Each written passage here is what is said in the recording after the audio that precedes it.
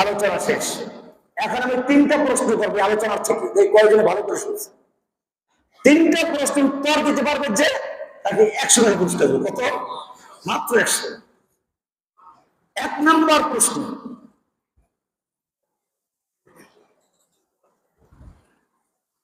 আল্লাহ তাআলা তার নবীকে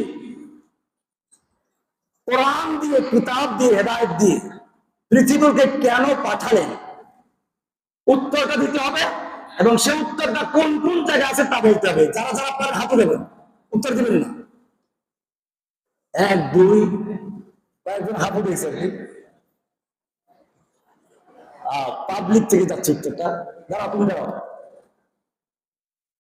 ওই যে পিছনে পিছনে, তুমি তোমার ছাত্র। এই হল ইমাম সাহেব, নূর মুসলিম ইমাম ছিল, দীর্ঘদিন নাম ছিল, আমার ছাত্র, আমার ইয়ার বসো, তুমি না। তুমি